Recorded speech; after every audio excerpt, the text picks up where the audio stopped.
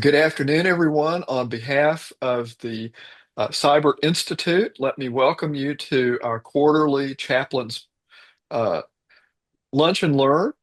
And we have with us Adam Metz today. And Adam, I'm going to let you introduce yourself and introduce your topic. The way we normally do this is I just say a few words of welcome and then turn it over to you. We do try to finish by 1 o'clock because people do have other commitments after one. And so we're in your hands. I do want to make one administrative announcement. Um, the Our next lunch and learn will be on January 8th. That's a week later than we normally meet on the first Thursday of the calendar quarter, but of course that's New Year's Day, so we're going to push it to January 8th. Our presenter will be David Bearden, and David, do you want to say anything about your topic, or we can always just publish that later? I can just wait till later on that. It's Okay, that's great. chaplain of a little bit different, but I'll That's send you great. more information. Sure thing.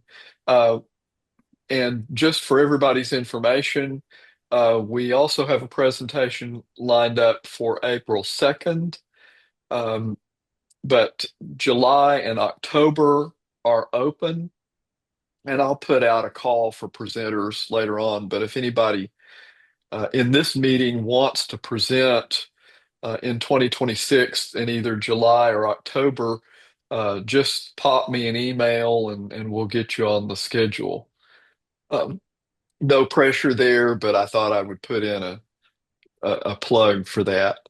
Um, Adam, we're going to go ahead and turn it over to you. Thanks for being with us, and we're in your hands. All right, that's intimidating. So, well, high pressure being in my hands here.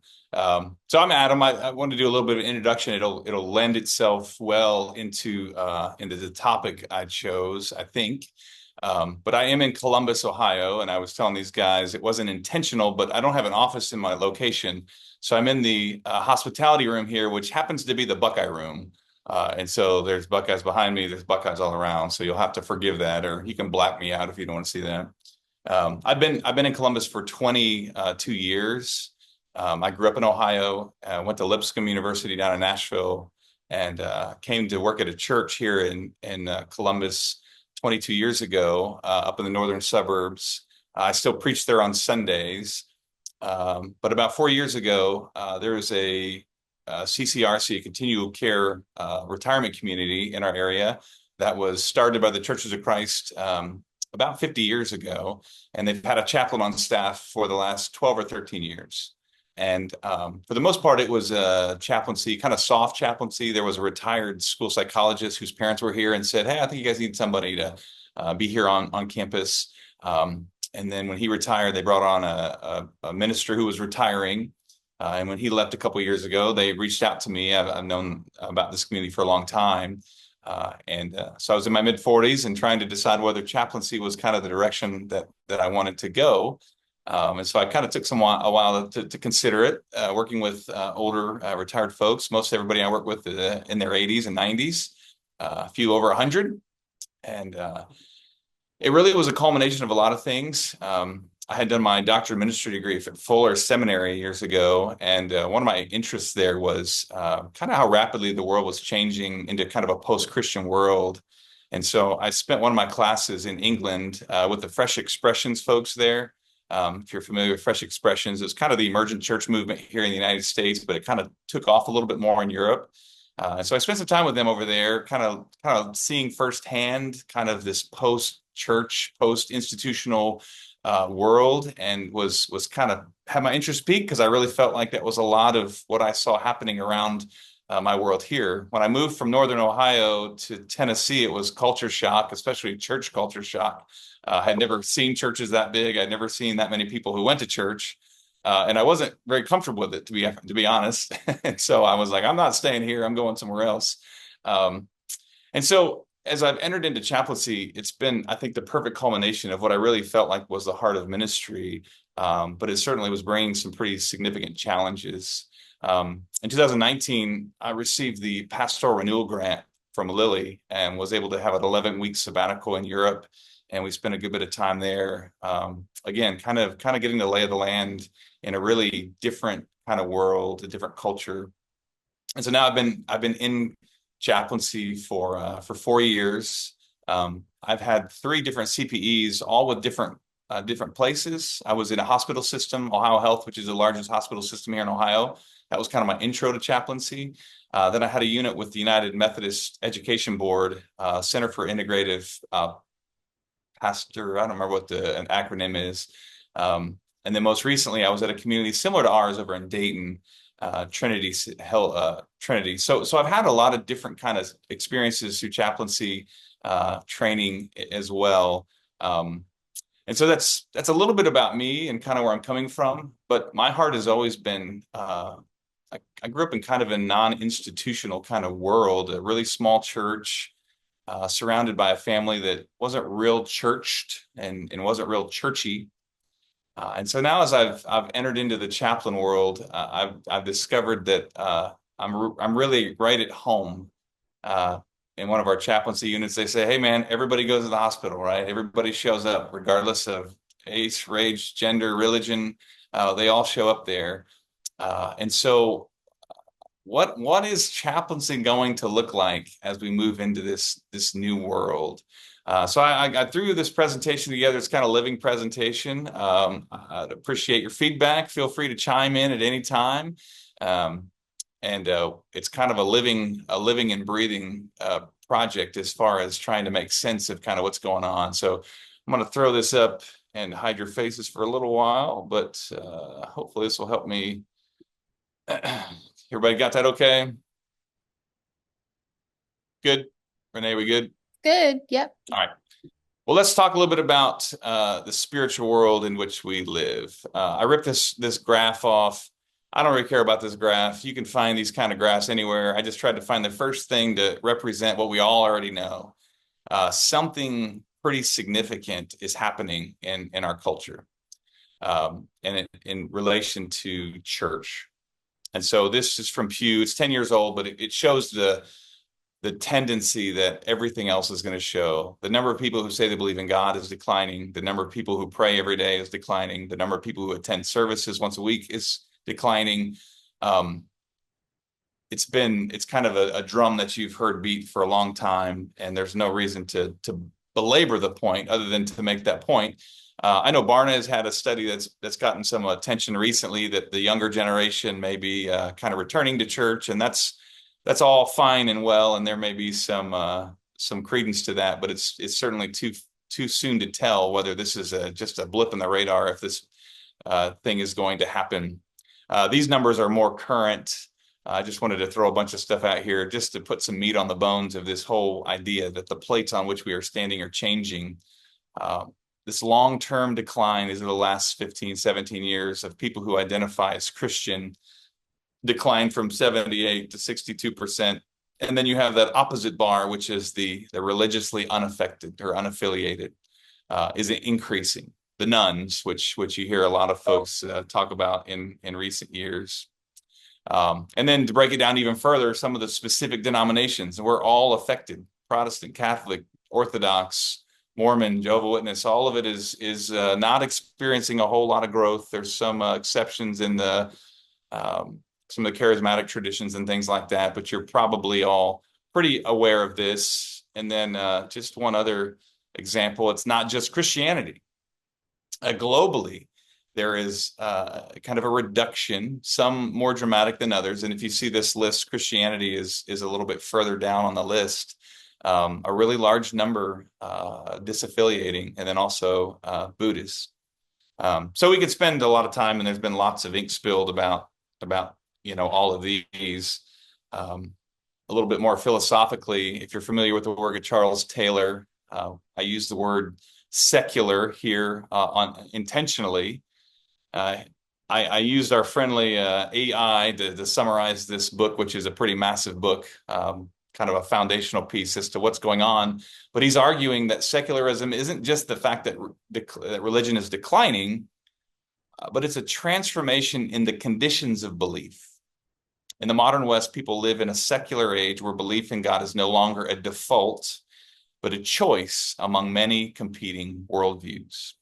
And so when you think about the work that we do as spiritual care providers, it is inevitable that these big, massive changes are going to be at the center of what we do every day. I don't know where everybody's coming from. If you are in a rural community, then the chances are this may seem kind of like a foreign world. If you're in certain parts of the country, this may not quite seem like what you're experiencing it. But in large metropolitan areas across the country and increasingly outside of those metro areas, the de facto or the assumption, the presumption of these are church folks or these are Christians or they're coming from a religious background is just no longer something that we can assume, which gets us to where we're going to go today, which is, well, how does this affect our care for folks? It certainly is a challenge. I'll bring your attention to one other book, and then we'll get past the books. But this is a great book that just came out this year. It's by Christian Smith, sociologist at Notre Dame. Why Religion Went Obsolete. So his premise isn't just that it's losing ground or that it's dying, but that it has become obsolete. And so I found this summary to kind of help project what we want to get into. Traditional religion has long been losing ground among Americans, no matter how you measure it. Affiliation, practice, belief, identity, numbers of congregations, competence in religious organizations, they have all been declining. And I would imagine most of us have experienced the impact of this in some manner, which hopefully we'll get a chance to talk about a little bit. Ministry professor Andrew Root, who's up in Lutheran Seminary in Minnesota, has dealt with a lot of this in his Ministry in the Secular Age series, which I would recommend is a great resource. And so as we begin to venture into, well, how does this affect us? What are the implications then for the care that we provide? In Christian Smith's research, he had extensive interviews with lots of folks, and one pastor who was an evangelical pastor monitored said, there's nothing in culture anymore that supports or reinforces what we are doing in Christian ministry. I think it's a little bit overstated. I want to try to unpack it a little bit.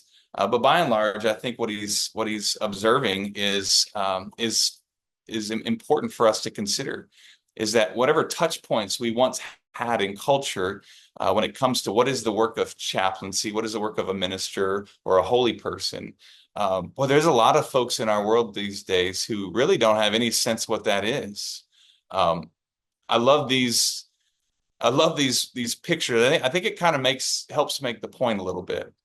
When you consider the role of ministers or holy folks in popular culture. So I was thinking about back in the old days in Little House on the Prairie. I can't even remember what that guy's name was. You had Father Mulcahy on MASH, even The Simpsons. This is a guy from Dr. Quinn, Medicine Woman.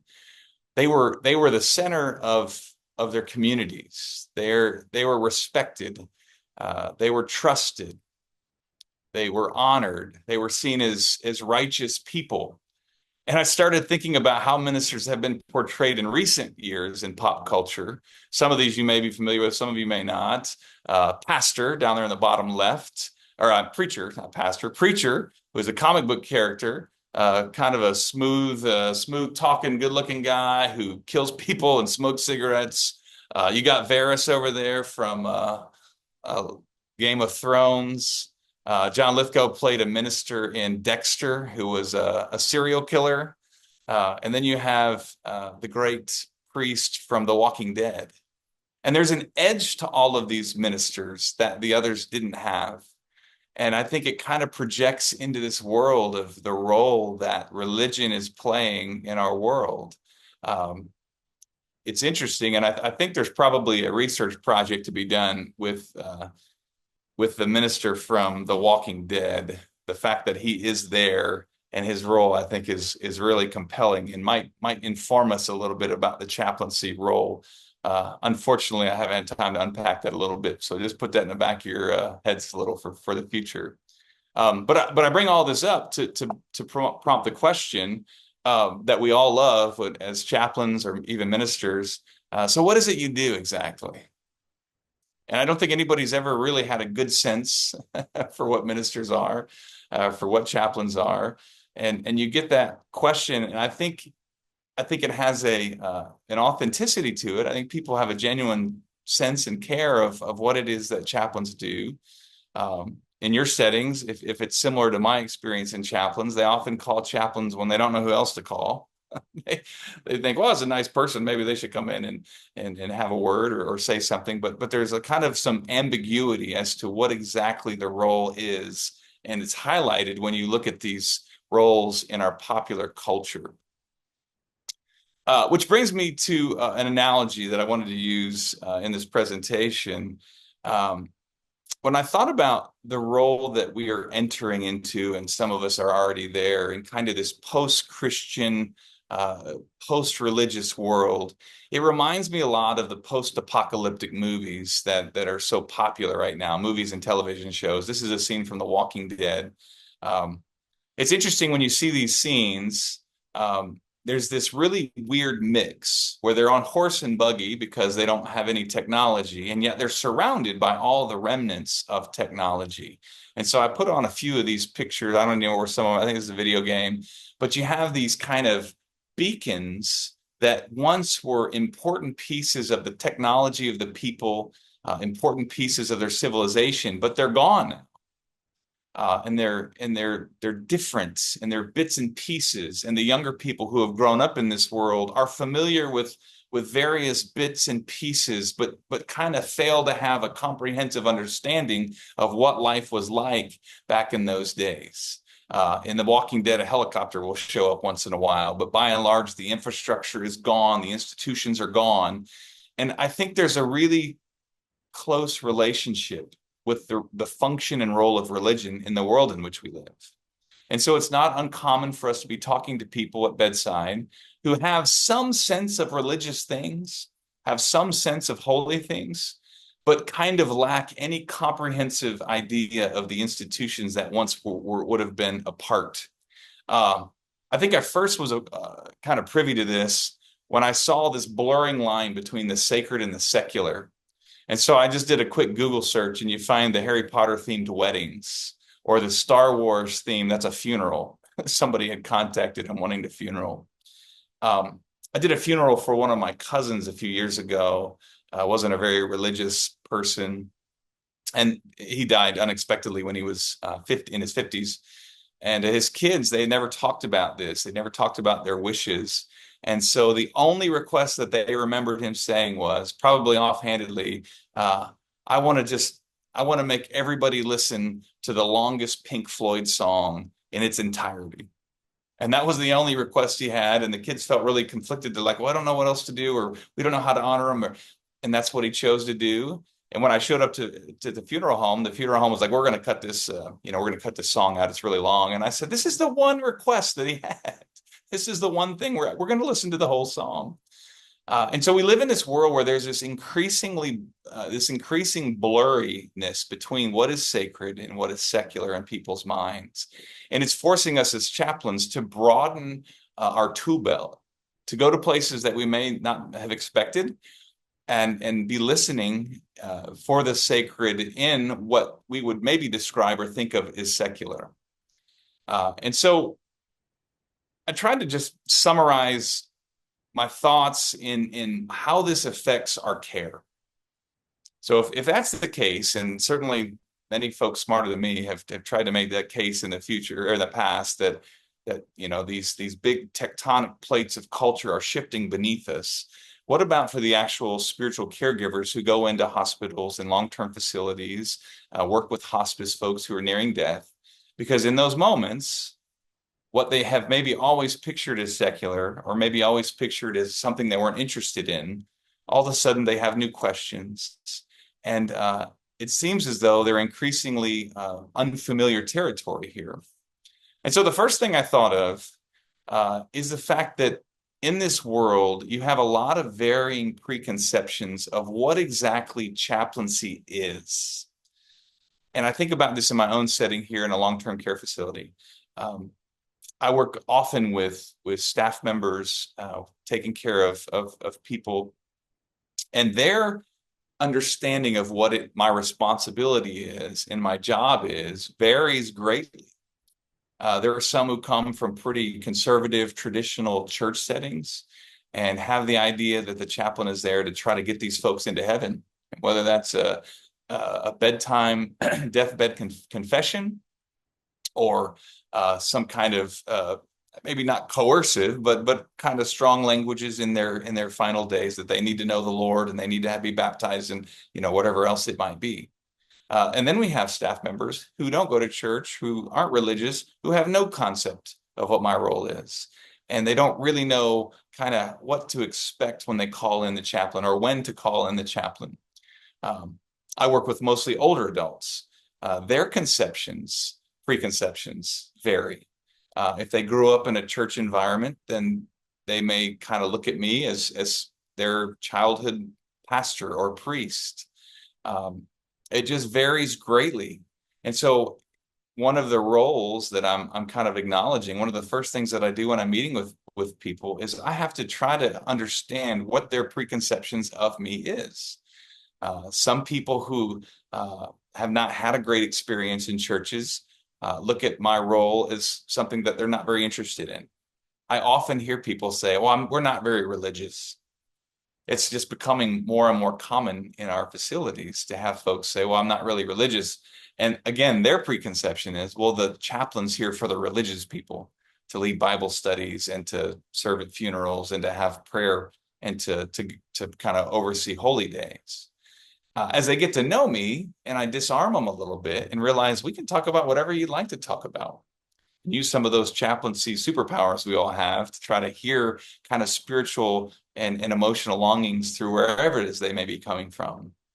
And they're very receptive to that, but there's a bigger barrier, I think, to overcome than maybe that's been there in the past because they just don't know what the role of chaplain is. And they just don't know that there's any value in talking with someone if they're not a spiritual person. And this can come from the staff or from our patients as well. Um, a big change that's kind of undergone there. Another thing that I have observed in my time here is that there's a loss of common language to talk about spiritual things.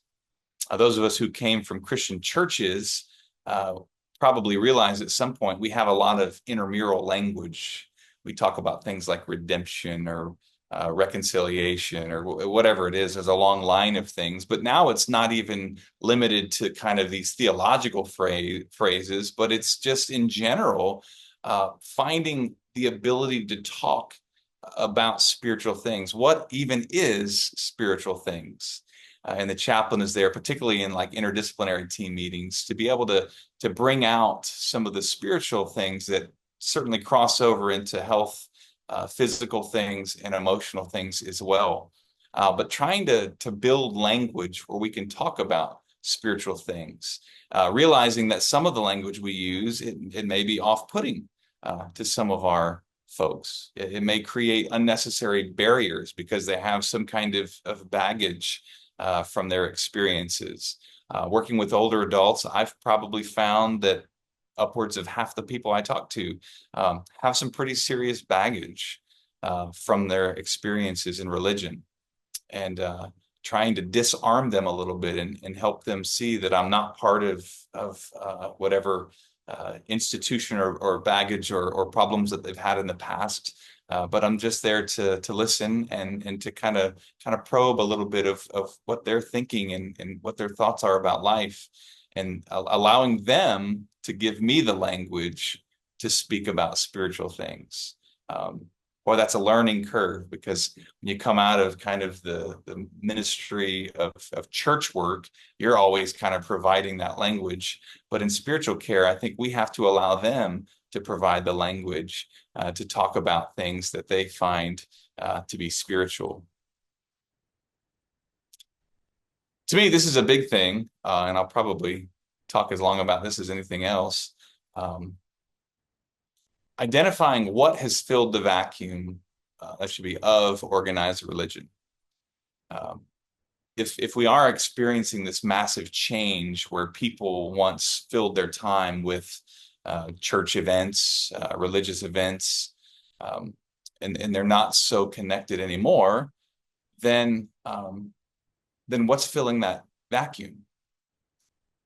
And I have a feeling, I think I put this on there. Yes, I have a feeling that a lot of it is coming from popular culture. One of my advisors of my doctorate at Fuller was Craig Detweiler, who talked about popular culture being the liturgy of the people. Now, this is complicated because popular culture is so incredibly immense and diverse with streaming services, and it's hard to keep up with what's cool and what's hip. Um, Trying to talk to people about religious matters, trying to begin a conversation on religious matters can be excruciatingly difficult, particularly if somebody is not open to talking about their faith or not open to talking about that part of their life.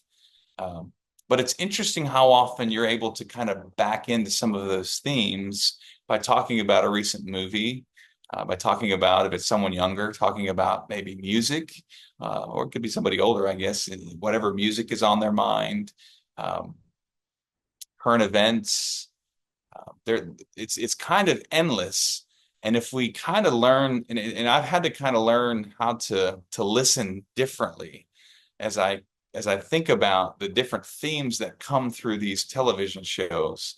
I talked a lot about the post-apocalyptic movies and television shows. I think as religious people and as people who have a kind of who work in spirituality as a career, we should be asking questions of why is that speaking to so many people?